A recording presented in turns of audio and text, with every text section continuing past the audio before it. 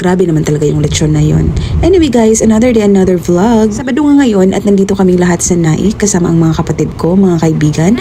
Dahil today ay magse-celebrate kami ng konti sa aming mga naging achievement for the past few months. So first, of course, sa pagkapasa ko sa LET at syempre recently itong pamangkin ko na graduate sa college. Syempre guys, mga ganitong bagay dapat talaga nating i-celebrate dahil pinaghirapan natin yan, no? Kaya naman for the prepare na kami dito at itong ate ko ay nagluto siya ng maha kasi wala pa kaming dessert.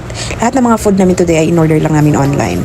At grabe naman din talaga yung ulan. Alam nyo, kahapon pa yan siya umuulan. Kagabi guys, nung pagpunta namin dito, kasama namin tong mga to, talagang nag-rides kami sa ulan guys. Grabe yung pinagdaanan namin sa Cavite. Dito sa amin sa Naik, hindi siya masyadong bahain, pero yung mga nadadaanan namin papunta dito, like Bacoor, Kawit, dun kami guys, talagang para na kaming mag-swimming. Charot. Kami mga magkakapatid ay nasa Manila nga yung mga work namin kaya nagre-rent kami doon at bale umuwi lang kami dito sa mama ko kapag kailangan naming bumisita or kaya kapag may mga ganap-ganap na kailangan naming magsama-sama. So anyway, ito pala yung mga ganap namin, no? Syempre naligo muna kami, nagpaganda, nagpa-fresh kasi syempre para naman comfortable tayong humarap sa mga bisita natin mamaya. Yes, meron naman tayong bisita konti. Charing. So ayan na nga, no, nagsaing na nga kami dyan at maya-maya din ay dumating na tong mga bisita ng mga pamangkin ko, mga friends, churchmates, and I think classmate niya yung iba. Nakakatuwa lang na kahit ganito yung panahon, umuulan at ang layo-layo ng Naik, talagang pumunta yan sila dito. For the effort yan sila. Ha? Mag-STM ka na? Wala. Kaya salamat mga bi sa time nyo at sa pagpunta. Wala kayo, wala kaming bisita. Charing, kasi mga bisita to eh. Char lang. Lagi na kasi yan sila dito guys. Para na rin yung mga pamilya namin. Ayan, yung mga mukhang yan. Parang kapamilya na rin talaga namin yan. So, yun. At nandiyan na nga rin yung mga food namin guys, no? And take note, dahil nga maulan guys, ayaw ko nang ma-hassle pa. Kaya nag-order na lang bukod sa lechon na in-order namin. Nag-order na lang din talaga ako ng food package online. Para alam mo yun, hindi na kami magluto. And in fairness din naman sa mga pinag-orderan ko, kahit yung food package ay galing pa sa Bacoor, talagang dumating din naman talaga sila online at maayos din naman yung pagka-deliver ng food. At lalo na yung lechon guys. Anyway, yung lechon dito lang naman din siya sa Naik. At pagdating dito, grabe, nag-aapoy-apoy. Charing, apoy-apoy talaga. Bakit naman apoy? Oy, I mean, umuusok-usok pa kasi mainit pa talaga siya guys. Kaya, ayun, grabe ang sarap niya, ang crispy, at talagang malasang-malasa yung pagkaluto ng lechon. Lalo din naman dito sa mga food bilao na na-order ko guys sa Bacoor. Grabe, ang sasarap. Lalo na yung puto. Favorite ko yung puto nila. Kung gusto nyo din pala mag-order ng ganito kasasarap na mga food, ayan yung mga FB page nila guys. Pwede nyo sila i-message online. Alam ko, nag-deliver sila anywhere dito sa Luzon, sa Metro Manila, as long as kaya ng Lalamove. Go! Charing for the indoors. Pero syempre kapag masarap, hindi ko yan i-gatekeep sa inyo. Kaya go, order na kayo. Ang sarap talaga.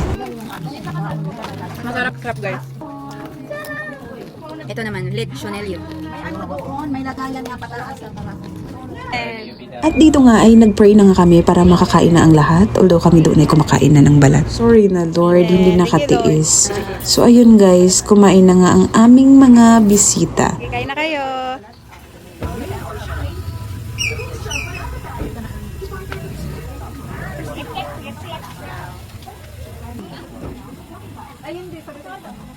At tingnan nyo naman kung gaano kasarap yan guys. And take note, alam nyo ba, may manok siya sa loob. Na-surprise talaga kami na meron pa siyang manok na nakalagay dyan. Isa din sa nagustuhan namin sa lechon is napaka-juicy at napaka-lambot guys ng laman niya. White vlog, kung kami yung nakikita nyo lagi, nataas yung views nyo, a lot of cars, kahit isa lang. Sarap? Sarap naman yung food. Yes po. Thank you for coming. Congrats din. Diba? Kahit yung mga bisita namin, tinatanong ko kung masarap yung food, ay masarap talaga. No joke. Dito syempre, no, kumain na din talaga ako dahil gutom na rin talaga, no? Nakatayo lang talaga kaming kumain, guys. Dahil wala na kaming upuan. Okay na yan, tayo-tayo na lang tayo. Ang importante sama-sama, masayang kumakain. Kaya today, gusto ko lang i-share yung simpleng moment namin habang sabay-sabay kaming kumakain. Kasi habang tumatanda tayo, mas na-realize natin na yung pagkain ay hindi lang tungkol sa kung ano ang nasa mesa. But it's also about the conversations, yung mga tawanan, yung kwentuhan nyo tungkol sa mga nangyari sa buhay nyo. At yung mga simpleng kumuha ka pa or tikman mo to, masarap, charing. At kahit minsan paulit-ulit lang ang mga kwento, nakakatuwa pa rin silang pakinggan talaga. Because these ordinary moments are actually the moments we'll miss someday.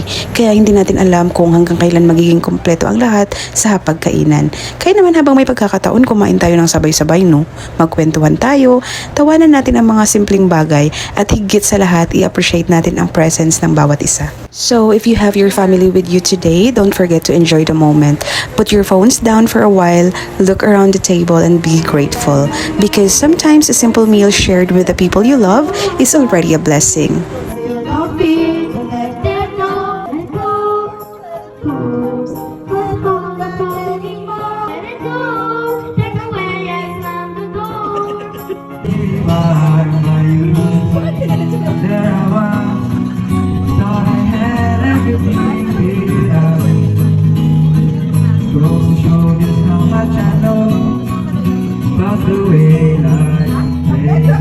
Ang cute ng mga pamangkin kong to. Nagkantahan na nga kami dito guys at nagsinigang kami sa gabi. Grabe talaga. Ang sarap ng sinigang sa maulan na gabi. Kaya ayan, kain naman ako ng kain dito. Talagang kala mo hindi talaga kumain sa buong araw.